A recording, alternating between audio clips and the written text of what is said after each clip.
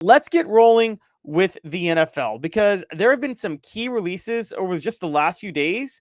And quite honestly, some of them have been shocking. So, first off, the Green Bay Packers just today reportedly released cornerback Jair Alexander. Alexander had played with the team for 7 seasons.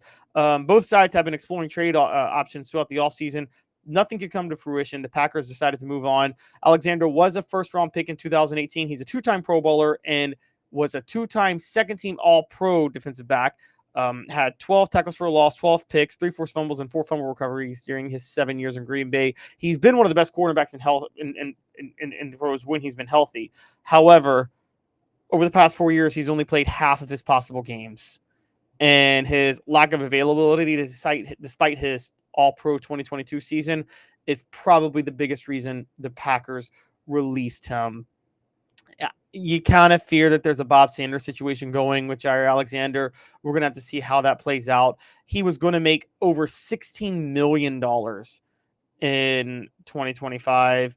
And I think Green Bay was wanting him to take a pay cut, and he wasn't willing to do it. So he wanted to do trade options. And I think he kind of played himself. Look, Jair Alexander, I love the way he plays. I love what he brings. But when you miss half your games over a 4-year period, you got to take a pay cut. And if you can't get a trade home, then you got to do what you got to do.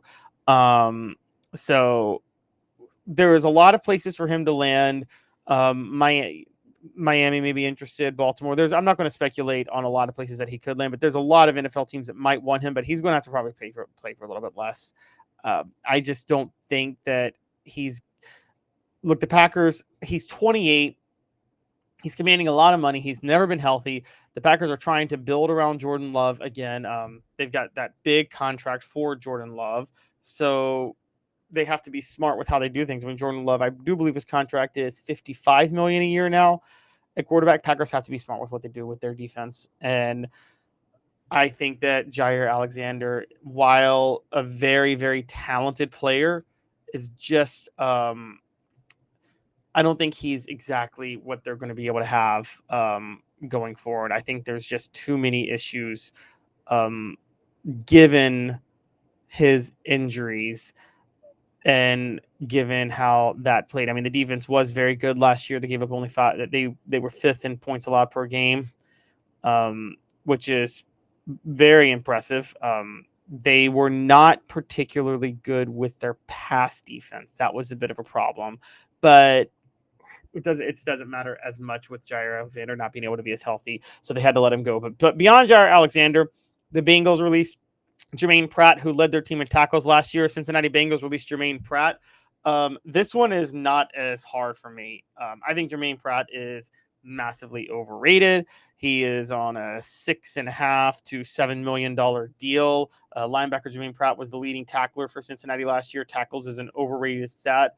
I really wouldn't look anywhere for Jermaine Pratt. I think that now the move has not been officially announced, but this is a move to save Cincinnati over $5.5 million in cap space.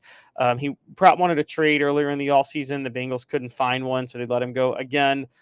I don't even think there was a pay cut he could have gotten on this one. Jermaine Pratt's just not as good. But the biggest story is, and this happened last week, but CJ Gardner-Johnson has since signed with the Texans, and he has been lighting up the Philadelphia Eagles after his release.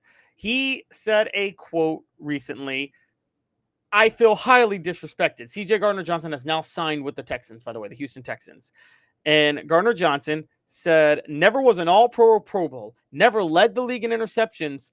Oh, no, I'm sorry. Never was an All-Pro or Pro Bowl, led the league in interceptions. What more do you want? People say he's a hazard. He's this, he's that. I never been no hazard, bro. They got no real issues on me. That black ball ain't going to work on me because I got me a ring. I got me one. I got 3 more championships in me. I'm probably going to win the next 3. I'm going to get me another Super Bowl just this year. Just watch." Now here's where I'm going to unleash. CJ Gardner-Johnson is not disrespected. CJ Gardner-Johnson was massively overpaid and massively overrated last year. He made $9 million last year as a safety for the Eagles. True, he won a Super Bowl. They couldn't rely on him in man coverage, though. They had to scheme around him being unable to play in man coverage, which is a huge issue for them.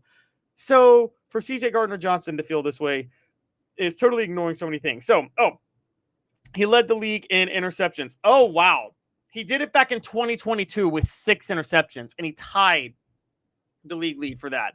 He said at one point, he said, "Don't put me in no category. I'm in my own category. High risk, high reward, baby." Well, yeah, you know what? That part is right. High risk, high reward. And your risk is way higher than your reward. Okay. 1 interceptions is an overrated stat.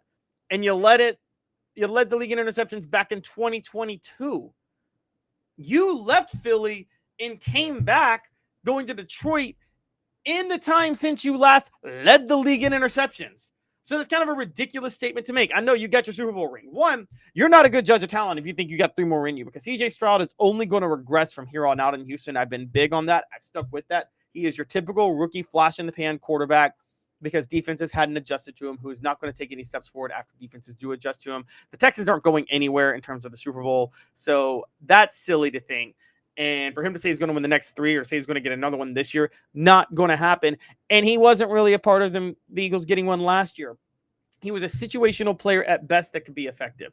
Now, again, his PFF grades suggest a different story. They were elite overall, particularly in pass coverage. His coverage PFF grade was 81.3. But that's an overrated. This shows how misleading PFF can be sometimes. One, his run stopping grade was barely above 60. He was a highlight reel on a couple of tackles that everybody loved to think he's physical. He's not physical. Right? He's not great at stopping the run. And his PFF coverage grade was actually overrated. He allowed, get ready for this, 9 passing touchdowns on the year. That is the most allowed by a safety in 12 years. 3 more than any other safety in the NFL. That's who we're dealing with CJ Gardner-Johnson. And he is acting like he was disrespected for being released by the Eagles when he was overpaid in the first place. I'll just say it up front. The Eagles won the Super Bowl in spite of CJ Gardner-Johnson in many ways. We all watched that Super Bowl. The reason that they're going to talk about, they shut down the Chiefs in the Super Bowl. No, the front line shut down the Chiefs and gave Patrick Mahomes hell all game. That was the biggest thing. CJ Gardner-Johnson was not a big issue, was not a big threat to the Chiefs. Okay, a lot of his PFF grades and his stats are very misleading. Again, he allowed 9 passing touchdowns. He's a liability. I don't think the Eagles disrespected him. They did what they needed to do for the cap, and they said it was about the salary cap. I would have straight up said he ain't good enough. All right, 9 touchdowns allowed as a safety was not good. CJ Gardner-Johnson needs to really watch what he's talking about. He is way overpaid. So of the 3 big releases of NFL defenders, Jaire Alexander, Jermaine Pratt, CJ Gardner-Johnson, Jaire Alexander is the best of the 3. Jaire Alexander is the best of the 3 by far. CJ Gardner-Johnson and Jermaine Pratt are not going to be missed as much, but at least Jermaine Pratt's not, as you can see with things CJ Gardner-Johnson saying here, Jermaine Pratt is probably not as much of a hazard. So I'm going to just point that out.